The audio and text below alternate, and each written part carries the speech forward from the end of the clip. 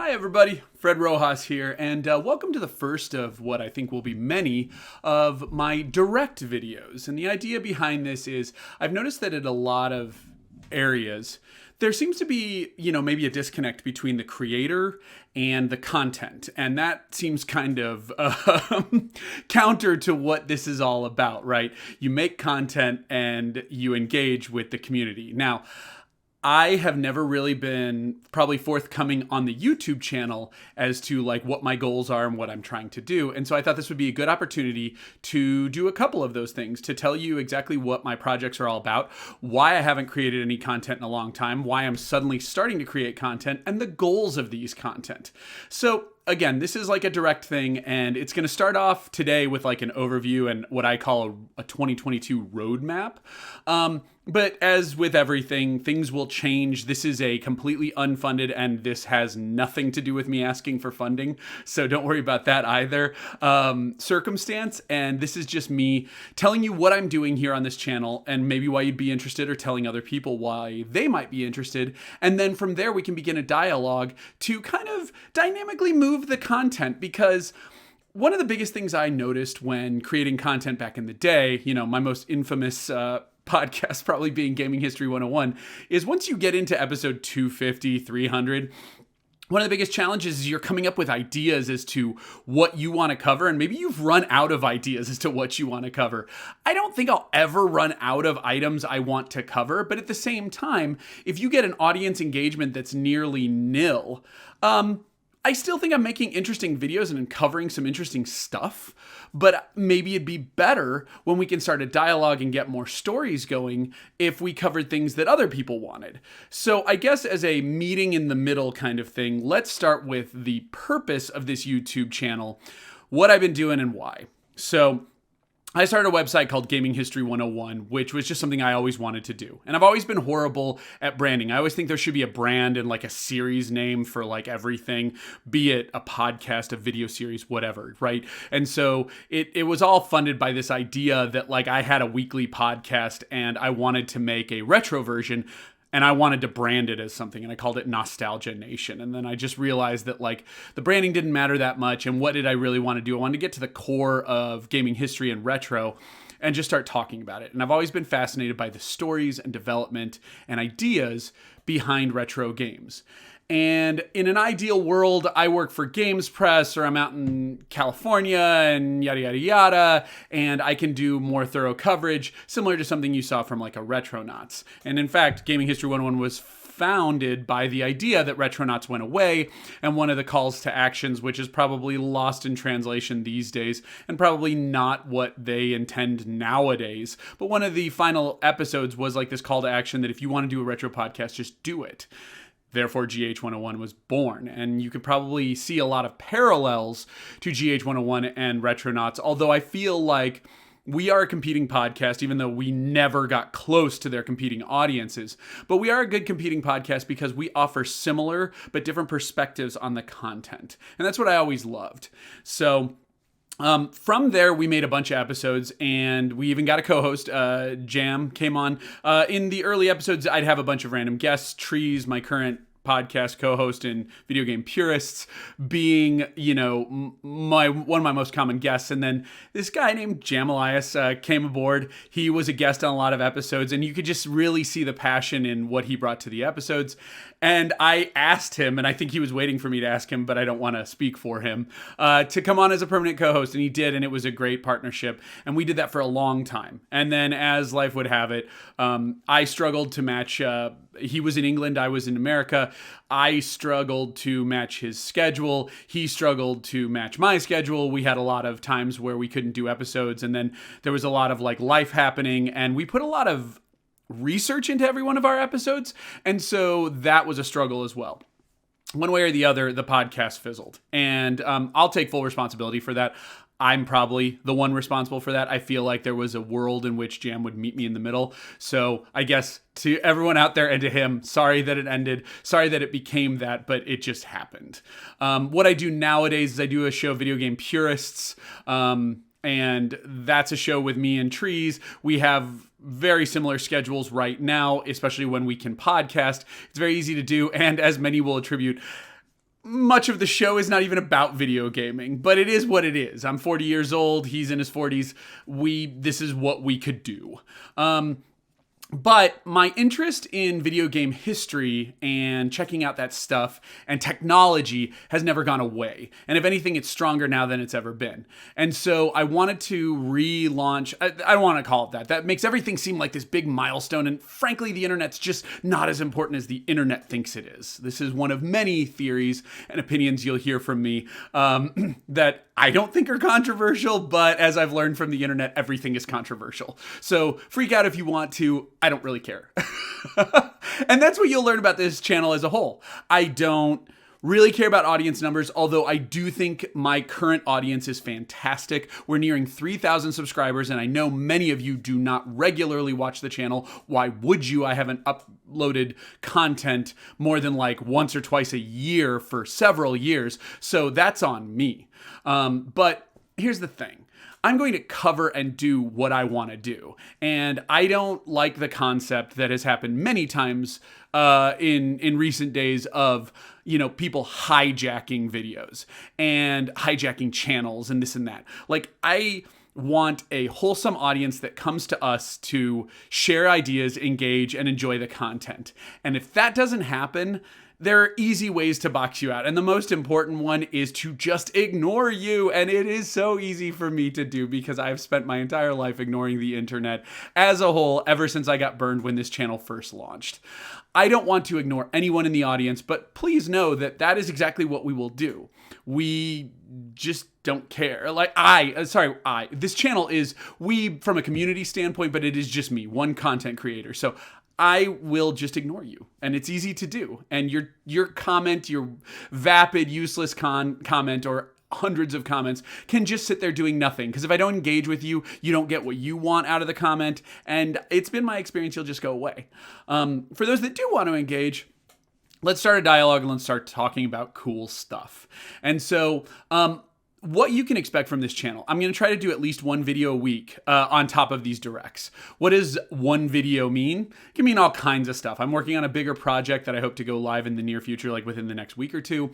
That would be something that doesn't commonly come about, but you're talking about 10, 15, 20-minute videos that are about some cool thing I dug into or something I found was cool. Or maybe one of you find is cool. Give me an idea if you want me to cover something. I can't promise you I'll do it, but I'll definitely post it on the board and keep it in mind if I'm ever I want to do something and I just don't want to think about it and I want somebody else's interests to be taken advantage of. Boom, there we go. We make a video about what you asked about. But it could also mean just fun little things. Sometimes right now I'm dealing with a lot of 4K 120 hertz TV calibrations. Maybe I'll make a quick video, but again, I want to press that if I make a video about helpful settings, this is not going to be your usual YouTube thing. There will be no advertisements. There will be no calls to action. There's no like and subscribe. There's no ding the bell. You make this channel what you want of it. It's just here and you can engage with it how you want to. All it's going to be is oh, hey, check this out. Here's a 5-minute video, maybe even less, of 3-minute video of me talking. And I'm hey, I noticed these settings are cool and they tend to work best. Check these out. And if this doesn't apply to you, don't even watch the video. Why would you? You don't care. But more often than not, it'll probably be about other stuff oh, here's some cool thing with the Mister, here's some gameplay, maybe here's a fan translation or a ROM hack I've checked out. Maybe, oh, here's a game from history I never knew existed and I played it this week and it's cool. I don't want to do a full coverage video, but maybe I'll talk about it for 2 or 3 minutes and give you some gameplay. It is little bits and pieces between big projects. And I think that's what's important. Another thing I'm looking into is frame rate analysis, although that's more for modern stuff. I don't want to get into the nitty gritty here, but frankly, until you've got the 360 generation, there is no real good reason to have frame rate analysis. And it's been my experience that a lot of the tools out there, let's take the open source Teardrop tool, TRDROP. That's a cool tool and it can do some cool stuff. And I've been playing around with it, but it's been my experience that people misuse it. First of all, they throw content in there that never should be there. So let's say you run a PlayStation 2 through a scaler and you want to look at Ratchet and Clank. What you get out of that because it's passed through a scaler is not going to be a true frame rate analysis. You need a raw picture. right? And you're just not going to get that out of a PS2 in a way that a computer can interpret, especially teardrop. Second of all, you're probably not capturing it the right way. It needs to be full-blown, raw, uncompressed footage, which is ridiculous. You need a lot of hardware to do it, and I just don't think a lot of people have it. So what results is people take analyses in compressed formats that are just not even usable. I mean, one of the biggest indicators of that was for a recent Splatterhouse video with Digital Foundry. Of course, a lot of people love Digital Foundry. I'm one of them. My Life in Gaming, which is another retro channel that is fantastic at capturing gorgeous looking video. Corey from My Life in Gaming, a person who I would trust doing captures and settings and helping me in my settings and captures and video stuff, did some captures of Splatterhouse 360 for John Linneman on Digital Foundry. And John Linneman was like, based off of compression artifacts and various other things, I just couldn't do a good frame rate analysis. If Corey from My Life in Gaming can't make something that John Linneman feels comfortable with, that tells me very few people are equipped to capture video in a raw format that can actually and properly be interpreted. As such, I don't know if there's a future for me, or really if you should be trusting a lot of these amateur sites with frame rate analysis, because frankly, the tools just aren't there. The capture is not there, the tools aren't there, and there's not enough hardware to go around. So it's just something to keep in mind, but it is something I'm interested in just to look at. There are other ways to look at frame rate analysis that maybe I'll look into. But again, I want to preface this with, this isn't so much tech, or this isn't so much retro, or this isn't so much yada, yada, yada. This is more, and I would say the primary purpose of this channel is to play retro games and look into the development, the stories of development, and the tech with a raw, naked eye. No analysis tools necessary to look at stuff like, oh, cool, look at this dithering effect. And also dig into what that means. Maybe you don't know what dithering is. Well, maybe I should make a video about it. A short video, a 2-minute video that goes, this is what dithering is as like a reference. And then here is 6 clips in a fun little hybrid that kind of points out dithering, maybe with some big red arrows. Like let's dumb it down. Let's trim the fat. Let's get to like talking about stuff people want to see quick and easily. And that's what I want to do. But at the same time, I do have long form videos that a lot of you like, and I appreciate that. And I'm proud of. Like my Final Fight video. Yeah, it sucks that Digital Foundry did a Final Fight analysis shortly afterwards, and it just blew mine away. But you know what? Gaming History 101, Retronauts came back right after we started it, and their audience numbers blew it away. These are major outlets that have press on their side. You may not know John Linneman as a person until he's part of Eurogamer and then part of Digital Foundry, and that's how you find him and follow him. Same thing's true of Retronauts and Jeremy Parrish. You probably know Retronauts through 1UP, and then when they came back out, you just followed him. Does that mean that Jeremy's doing better or worse work? Heck no. It means he's doing fantastic work and he should keep doing it. But what this does tell me is that I'll never compete with him. I don't have the catalyst. And I don't love the games press right now, and that'll become clear as I do more videos. But I do think there are some people doing some cool stuff, and I do think there are some people worth listening to, and I don't think any outlet, whether it be games press as a genre or a specific outlet, should be ignored simply because of who they are. Listen to what they say, take it with a grain of salt, decide if you want to listen to them further, or if they need like I guess I would say a personal filter, like, oh, well, this person has a tendency to blah, blah, blah, blah, blah. I need to convert the message when I hear it from them. But what this all means is, because Austin Walker's a perfect example. He was always frustrated because he was really good at what he did. And I'll leave that open to interpretation because I know some people like what he does and some people don't like what he does. But Austin Walker often said the biggest problem that like some of his ventures had was that he only got the kickstart based off of the fact he was originally on Giant Bomb. And he loved that, but then you got it or left it. And he goes, without that kickstart from the Giant Bomb audience who followed me over into future endeavors, I don't think I ever would have gotten anywhere near anything business-oriented. You couldn't start a business off of it. And he said, and then keeping those people and doing my own thing, and as I moved on, it was still a struggle, especially when you do something that isn't easily digestible by the mainstream. Let's bring this back to me. My stuff will never get the audience numbers that can make it a business, but I think that is a strength as much as it's a weakness. This audience here, anyone who's watching this video, you are the audience, you are the strength, and the numbers just don't matter at that point, especially because I don't want to make a business out of this. Second of all, tell people about this, and they'll either engage with it or they won't. I am well aware that of my 2,900 subscribers or whatever, like 100 people watch each video, if that.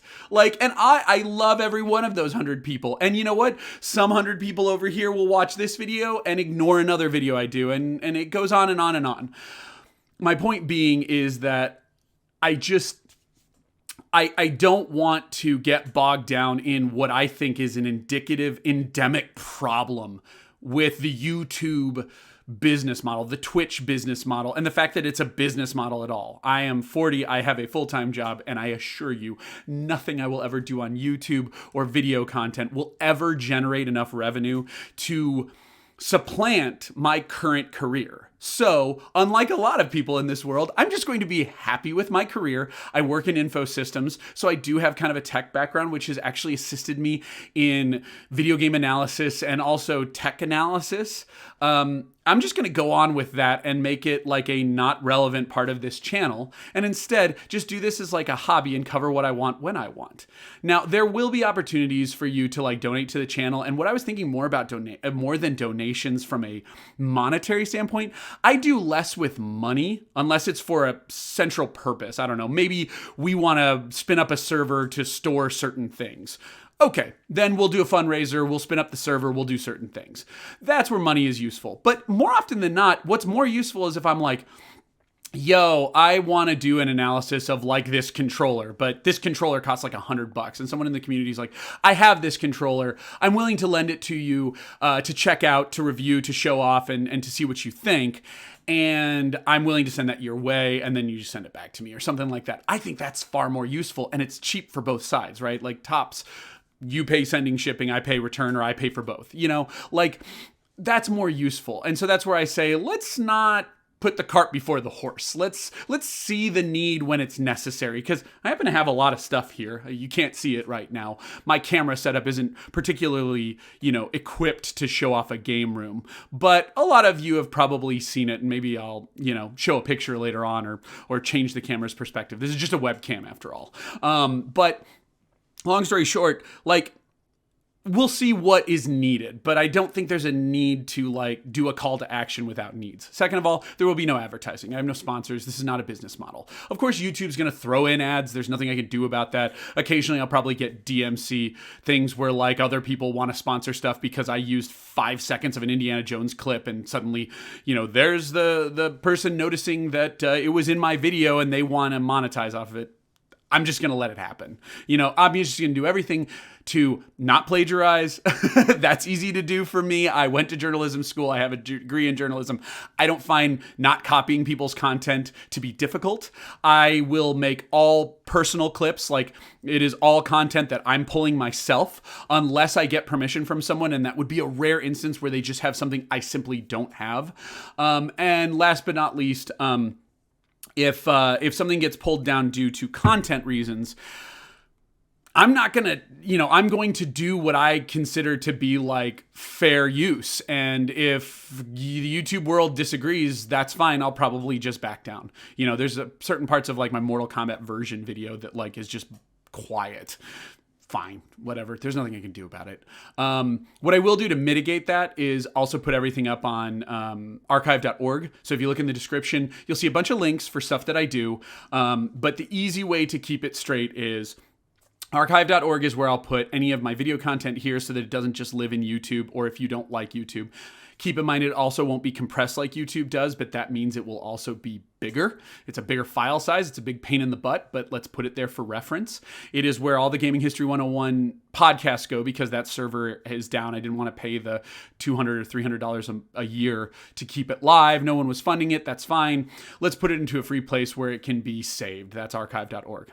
Gaming History 101 is more about a lot of archival written works. So if you want to go check out some written works, cool. And it's also a place where my modern podcast efforts can be. It's where people like it. But keep in mind, find there's just not a whole lot of interest in the written word right now, so I will rarely do a written thing, and it's mostly just a depository for my modern podcast video game purists. We'll see what I do with it. I will always keep that website alive. Another thing to keep in mind is the YouTube channel is YouTube/Fred Rojas, FredRojas, or /VGPTGS from way back in the day when I had a podcast called Video Game Purist, the original one with my friend Hefe in 2011. And also, 2008 is when we launched it. And then I also worked for a website called That Gaming Site. I think it's down now, but you could probably see it on archive.org in the Wayback Machine, where I was a senior editor. But I can't change that now, and I just want people to know that the youtube.com/gaming history 101 is actually somebody else. He's younger than me, but I like a lot of the content he does. I don't like that we have a conflict in terms of what it was in Gaming History 101. My version was around first, but Gaming History 101 is a very common evergreen title that a lot of people use, so you can have it. Check out his stuff if you want to. He's got some cool stuff. It was a younger generation than me. I think he's about half my age. No, he wouldn't be that young, but he's about 15 years younger than me, and he showed interest in retro stuff, and I think that's super cool. So like what started as a point of contention for me is now a positive thing. And I don't think he and I have interacted like ever directly, and indirectly, I think we just know about each other's presence and just move on from there. But that's where everything is, and that's where the YouTube is. But the easiest way to find a bunch of links other than these videos is gaminghistory101.com. But yeah, so what can you expect from this channel, and what do I ask of you? I think that's the easiest way, and probably the way we'll wrap this up. First and foremost, you can expect videos that do the best they can to appropriately capture content and then analyze it in various ways, be it the history, my personal opinions, so think of that as review stuff, although if you want a review score, I'm never going to give one, although I've often thought about making jokes, so you guys tell me what you like, which, like, I give it like 5 squirmy worms out of 600 or something, just as a joke for like an Earthworm Jim like review or something. And again, I won't do something as a traditional review. I'll probably call it retrospective and analysis. That's basically what everything will kind of be called on my stuff, but it makes sense. And those videos will be probably few and far between, like maybe 1 or 2 a month. It's because they take a long time, and I'm very careful with them. I am a perfectionist. Like my scripts will be edited 4 times, and then the audio recording will be a whole process because I'll record it one day and then edit it for like 2 hours the next. And then I'll have to capture all the video and storyboard it. And then I'll have to edit the video, and then I'll have to edit the video and edit the video and edit the video. And like a 20-minute video will take me like 10 hours. And I like my process. I think it works very well. Again, look at my aforementioned like early stuff like my Mortal Kombat version video, or later stuff like my Final Fight video, or even my mid-tier where I was playing around with technology and learning my way around like Vegas and Premiere and stuff like that, where like my Primal Rage video, which a lot of people like. For the record, those of you who love fighter version comparison videos, stay tuned. I've got some ideas, and I definitely want to dig back into old fighters. I loved them growing up. I was 8 to 10 years old when they first hit in the early 90s. Of course, I'm going to want to talk about fighters a lot, so stay tuned for that kind of stuff. What I also like to do is analyze videos that a lot of people haven't looked into. I also like to do, I might do raw captures of like sometimes I'll play a full game. So for example, coming up soon, the video I'm talking about is an Obi-Wan video. Now, some of you who follow my podcast content will be like, well, you already did an Obi-Wan podcast. Yeah, I did, but I captured all this video when I analyzed it. It was originally supposed to be a YouTube video, and I'm really upset that I didn't get to share it. So I went back and said, no, I'm going to make this, okay? I captured the Xbox version of Obi-Wan. It's this weird game that's stuck on the Xbox, nowhere else. Xbox emulation isn't where you like it. It's not backward compatible. So it's like one platform, if you happen to have it, you can play it on. And I've looked at a lot of captures, and people did really poor jobs. So I was like, well, let's whip out the old FrameMeister, get a good 1080p capture, and I've got it. Let's make a video about it. And so that's what I did. And that's what will be coming soon. But I also have the entire campaign of Obi-Wan, and I understand that a lot of people don't want to play through these games, and some people like to just sit there and watch videos. And they don't want to hear my voice talking the whole time. Plus, I don't want you to do this, but there's nothing I can do about it. I know a lot of people just like to steal video from YouTube and use it for their clips. And in the case of my playthrough, I think that's perfectly serviceable if you do it. frowny face, please give me credit. But if you're actually going to take my video, there's a worse place to do it. So I'm going to find a way to like offer that video up, but I don't want to bog down my YouTube. So, it'll just be one big long 6-hour, 7-hour video, right, with chapters. And then that'll be that. And I won't call it out because I don't think it's what you'll come to this video for, but it will exist. I have the Cron CD project, so that stopped for a while, but a lot of you like it, and a lot of you have found it over the years and come back to it, so I like that. So Cron CD's spinning back up, kids. I've already got the spreadsheet out there for the next Cron CD episode. I'll show you where the spreadsheet is so you can view like what's coming up and what games I'm going to analyze. I've got some format changes, but rest assured, Cron CD is going to start back up. And again, like one video a month maybe, but I will crank out more than just one game every time. So there's some good things coming with that. I've decided to focus it for now just to the PC Engine CD, and it will be the entire library of over like 500 games. So I'll never finish that project, but I'll sure try.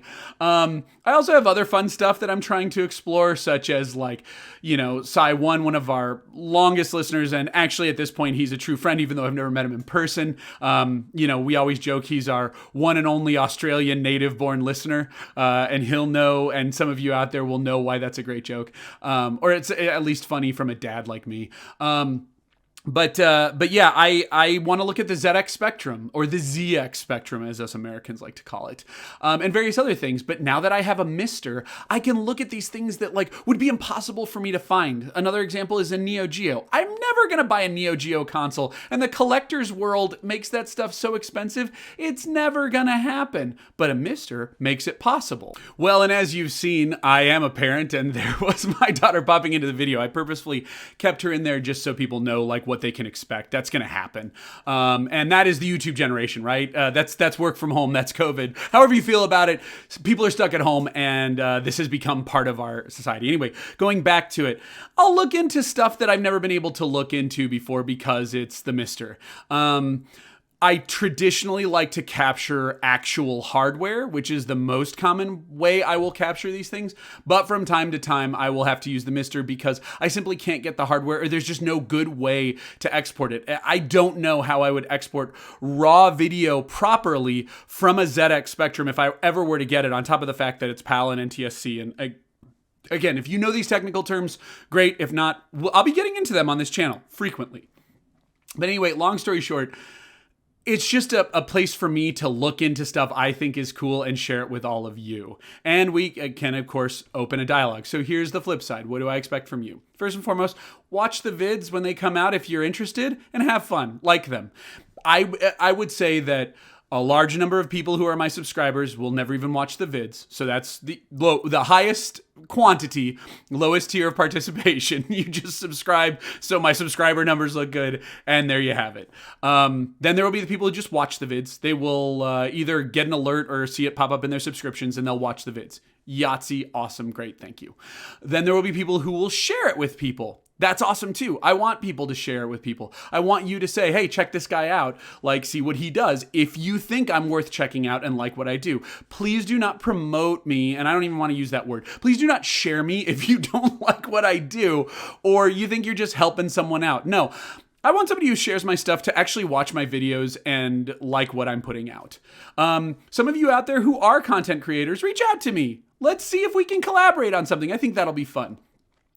Live streams is something I'm always asked to do. I don't think I'll do it very often. As a gamer, I like to be alone. I'm not even really good with co-op, as my daughter will tell you. There's very few games where we do co-op stuff. But on occasion, let's figure out a way to collaborate and stuff like that. And I'd love to help any of your efforts out. For the record, though, podcasting is a little bit difficult for me these days. I don't think I'm going to be able to schedule something like that. But if we want to do a fun back and forth video or something, they're much more short form. They're easier to schedule. Let's talk. Next, engage with me. If there's something you want to say or see, comments is a great way in YouTube. I will always get a notification out of that. Or if you want direct contact at gaminghistory101.com. Fun little side note, don't contact me with business ventures. I'm not interested in becoming business. So this is me officially saying I would love to collaborate with people on certain things, and like one-off stuff I might have interest in. But as far as business ventures and business contacts, I don't really think that's the scope of this channel at this time. So I don't really want to falsely identify it as something like that. But what are these directs going to be in the future? So let's talk about the roadmap. What does 2022 look like? Let's go short term. So first and foremost, let's get an Obi-Wan video out and let's see if there's another direct next weekend. If that happens, that is exactly what I want to happen. So Obi-Wan video, ideally calendar January 2022, and a direct every week, starting with 2 in concession. Think about this as almost like a program, right? Let's see if I can at least do the simplest stuff, because I am so guilty of biting off more than I can chew. So that's the initial start. Then next will be Cron CD. Cron CD needs to pick up. I wrapped up Cron CD with 1990 on the PC Engine CD. So I have a fun little 1990 wrap-up video. I've already written the script and recorded the audio, but then I've got to record the video. And just in case people want to see, just for value, I'll make it very quick so that you can't actually read it. That's not my goal. But here's all the things I need to record in order to storyboard what is essentially going to be like a 5 to 10 minute video. But that will be the next Cron CD episode to wrap up 1990 and to kick into 1991. And those of you who know history know that I got to now introduce, for comparison, because the whole idea is, where does the PC Engine CD and TurboGrafx CD compete with what's going on in the world? Well, in 1990, the Super NES or Super Famicom comes out. So that's an exciting thing for me. It might not be for you, but that's very exciting, especially telling when you start to see what comes out on the PC Engine CD in 1991. So that's the next thing. Then from there, to just start getting a regular thing, probably let's say Q1, by March, start having regular videos weekly and having some cool stuff that people are engaging with. I also want to do some version comparison stuff. So, that's also the other thing. So to sum it up in the elevator pitch, this is a retro analysis channel where we look into various things, but the top things you can expect me to cover are PC Engine CD. That's going to be a big one with this Cron CD project. Weird games that I just think are cool that I've never experienced before that I engage with and share with people. That's like a la Obi-Wan. Tech stuff, explaining what 240p is, dithering, things like that, and real quick videos that are just fun to talk about. Maybe modding a console, but in easier ways. And I'll definitely have stuff where, I've got a tech corner already. If you look, I'll show you how to put in Nemo's USB optical drive emulator, replacement for a CD-ROM drive in a 3DO. Boy, that's niche. Who's going to want to do that? Very few people. But the 3 people out there who found my video said they appreciated it. What else is going to be out there? Version comparisons. I was always fascinated with version comparisons. And for people in the modern day to wonder why or what that is, version comparisons were really cool back in the let's say PlayStation 2 era. Why? Or actually pre-arcades dying in, say, mid-90s. Why? Because the consoles could never do it. The Super NES and the Sega Genesis, and before that the NES and stuff like that, or even the ZX Spectrum, for those of you out there, across the pond. I don't know all your microcomputers inside and out, but I have enough of an understanding to respect them.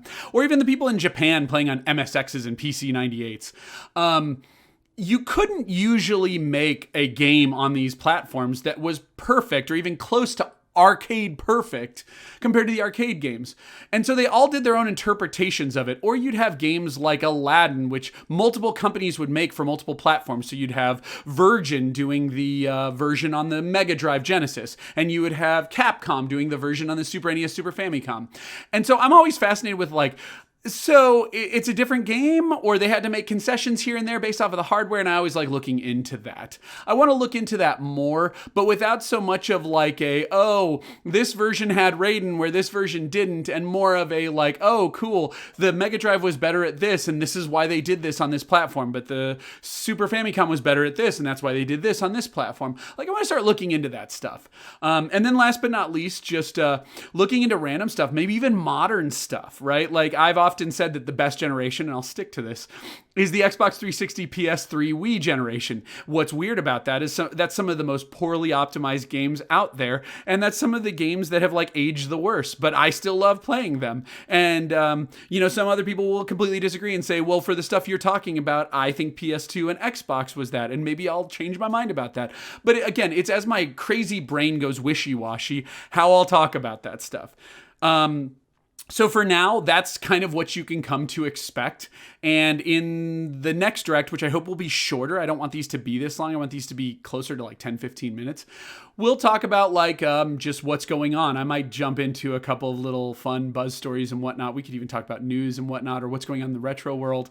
But next week's direct, I hope to be shorter and offer some more insight on what this project is. So until next week, here's Fred Rojas saying, gosh, I hope I release a video before our next direct. But if I don't, see you in a week.